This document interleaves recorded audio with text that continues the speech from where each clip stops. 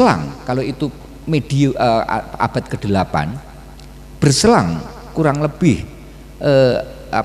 satu abad lebih sedikit, kembali Malang menjadi Kadatuan, menjadi pusat pemerintahan kerajaan, yaitu pusat pemerintahan kerajaan Mataram ketika masa pemerintahan Pu Sendok. Tahun, kalau berdasarkan temuan-temuan prasasti awal dari Pu Sendok itu,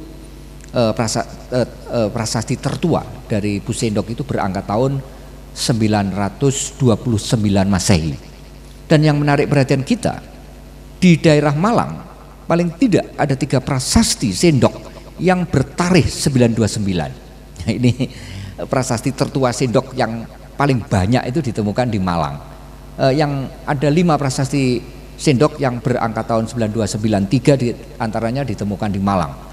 1 di antara 3 itu adalah prasasti Turian, ya, yang masyarakat setempat menyebut prasasti Turian itu dengan Watu Godeg, masih inside, masih berada di situsnya di desa Tanggung, ya, di sebelah selatan barat Pasar Turen, ya, di Punden Tanggung itu, Mbah Watu Godeg gitu. Ini adalah prasasti Sendok yang berangkat tahun 929. Bahkan yang menarik perhatian kita, prasasti Sendok yang bertarikh 929 itu di dalamnya menyebut Kadatuan, ibu kota kerajaan Mataram, dengan nama Tamwelang, ya, Tamwelang. Jadi ini menjadi petunjuk kepada kita bahwa ada relokasi, ada pemindahan pusat kerajaan Mataram yang sebelumnya pada prasasti dari raja-raja sebelumnya disebut dengan I Medang Ibumi Mataram Ripoh Pitu, ya. Jadi lokasinya di Poh Pitu sebelumnya. Di mana Poh Pitu itu? Kita memang belum menemukan lokasi Poh Pitu, tapi saya curiga ada satu kecamatan, ada satu desa di Das Bengawan Solo, sekarang masuk wilayah Blora, tapi berseberangan dengan berseberangan dengan Ngawi. Ada desa dan sekaligus ada kecamatan namanya Kecamatan Pitu. Jadi itu di Das Bengawan Solo.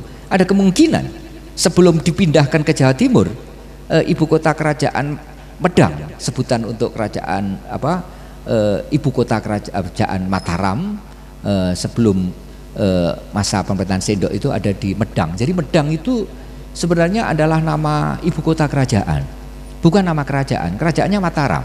Karena itu di dalam prasasti-prasasti sebelum Sendok, ya, di era pemerintahan Wawa, Daksa dan seterusnya, itu sebutannya adalah I Medang Ibumi Mataram. Mataram disebut-sebut, ya, sebagai nama kerajaannya yang lokasinya di Poh Pitu, Ripoh Pitu.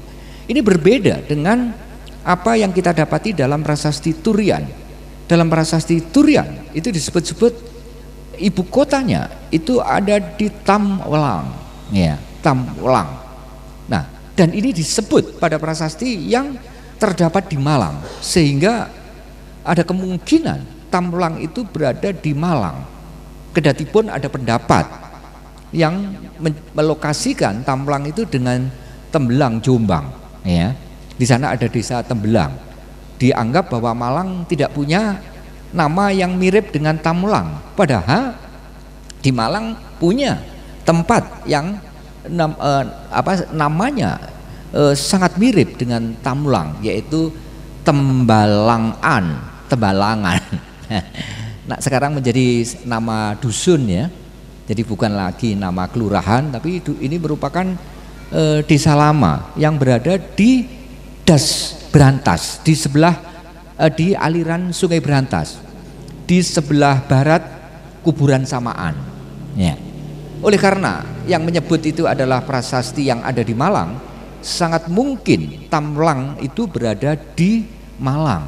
Apalagi jika mengingat ada prasasti-prasasti Sendok, terutama prasasti-prasasti dari periode awal yang ada di Malang. Selain prasasti Turian, prasasti yang berangkat tahun 929 itu ditemukan di sebelah utara, yaitu di sekitar antara Singosari Lawang, yaitu prasasti Gulung-Gulung dan prasasti Gulung-Gulung, yaitu tahun 929. Dan satu lagi adalah prasasti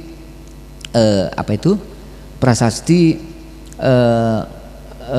Gulung-Gulung, dan satu lagi prasasti yang orang seringkali juga menyebut dengan prasasti Lawajati, ya, atau Lokjati, Lowojati.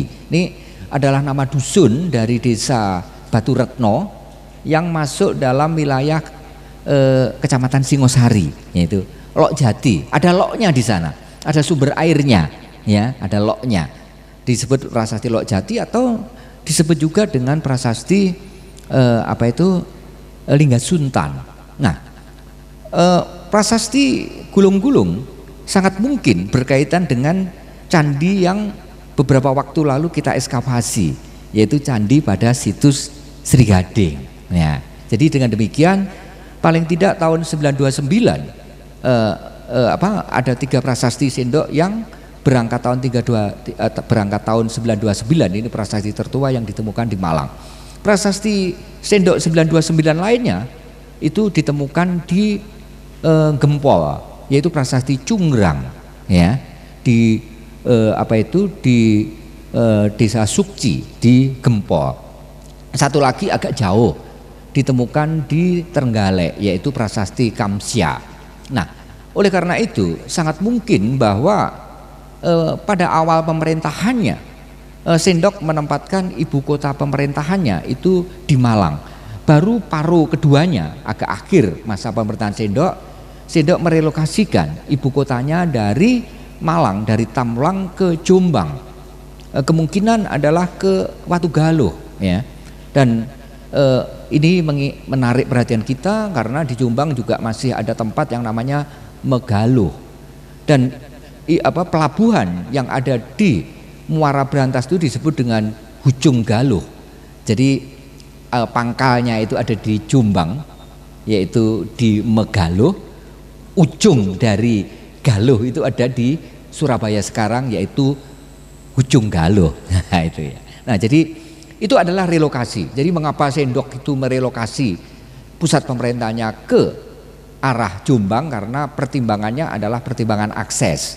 Karena Sendok sudah mempunyai visi untuk mengembangkan hubungan eksternal, sehingga sangat membutuhkan adanya pelabuhan laut, ya. Sementara Malang berada di daerah pedalaman. Oleh karena itu Sendok dan nanti raja-raja penggantinya sampai dengan Erlangga sangat menaruh perhatian terhadap Das Brantas. Nah, Bapak Ibu dan saudara sekalian, apakah hanya 3 itu saja prasasti Sendok yang ada di Malang? Tidak. Paling tidak ada sekitar 8 sampai 9 prasasti Sendok yang ada di Malang. Oleh karena itu sekali lagi cukup alasan untuk menyatakan bahwa bukan hanya pusat pemerintahan kerajaan Kanjuruhan yang berada di Malang, tetapi pusat pemerintahan kerajaan Mataram di era Pusendok pun ada di Malang. Jadi paling tidak kita sudah membicarakan ada 2 kerajaan yang berkadatuan, berpusat pemerintahan di Malang. Nah, ini sebagai penghantar saya untuk memasuki pembicaraan tentang kerajaan ketiga yang juga menjadikan Malang sebagai lokasi kadatuannya. Kerajaan yang ketiga yang memusatkan pemerintahannya di Malang itu adalah Kerajaan Singasari yang kita bicarakan pada malam hari ini. Nah, Bapak Ibu dan saudara sekalian, sengaja pada malam hari ini saya terdorong untuk membicarakan tentang Kerajaan Singasari. Paling tidak apa yang saya sampaikan itu untuk menjadi pengingat kita bersama bahwa pada tahun ini, tepatnya tahun 2220, ini merupakan satu momentum yang berkenaan dengan Kerajaan Singasari. Mengapa saya katakan ini merupakan momentum? Karena pada tahun ini, yaitu tahun 2022, tepat 800 tahun Kerajaan Singasari. Saya tidak hanya menyebut Kerajaan Singasari, tapi Kemaharajaan Singasari. sebutan kata maha sebelum kata raja, ini menjadi petunjuk kepada kita ini bukan kerajaan kecil, tapi ini merupakan kerajaan besar yang membawai kerajaan-kerajaan lainnya, sehingga Singasari layak untuk tidak hanya disebut kerajaan tapi kemaharajaan.